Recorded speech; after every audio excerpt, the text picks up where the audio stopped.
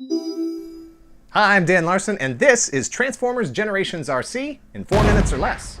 Transformers Generations Arcee is a deluxe class figure standing just over 5 inches tall in robot mode. She has a ton of articulation that allows you to put her in all the same kinds of sexy action poses that are usually reserved for your male Transformers.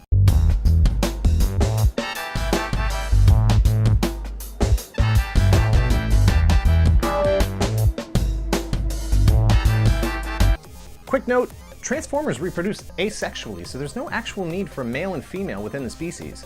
It turns out that most Transformers just self-identify as male, which I can only assume is due to the fear of ending up with an alt mode as a sewing machine or a Harlequin romance novel, which I can only assume is to avoid the glass ceiling in their militarized alien robot society. I can only assume is to take advantage of the abundance of stand-up urinals available on Cybertron, which I can only assume is to avoid getting paid 78 cents on the dollar.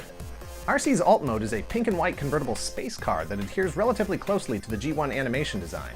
There are also several slots that allow for the attachment of the various weapons that are included, and make no mistake, she is armed to the teeth with 2 different blasters and 2 clear blue swords. I assume the pink gun is either a custom piece of her own making, as pink is clearly Arcee's favorite color, or perhaps Wheeljack painted it pink so that none of the other Transformers would accidentally pick it up thinking it was a gun for a male alien robot soldier. Close call, guys!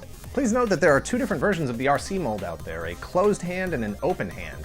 The open hand, featured in this review, looks better but has an unfortunate notch that prevents the weapons from being held snugly in her hands. She ends up holding all her weapons by the butts. It just says pause for laughter. I don't have a joke here. It's an easy fix if this is the only version you can get your hands on. A little carving with the X-Acto knife. Kids, ask your parents' permission first, and you're good to go. Paint apps evoke the look and the feel of her animation styling, but there's definitely more black than she's normally known for. Arcee now sports a black choker collar, black toes on her shoes, and badass black fingerless gloves. The best thing about this figure is that Hasbro finally managed to deliver that pink and white, blue-eyed robot Princess Leia head after it debuted in theaters as part of the childhood-murdering, brand-refreshing wave of characters that also included Cup, Hot Rod, Ultra Magnus, and Galvatron 30 years ago in 1986.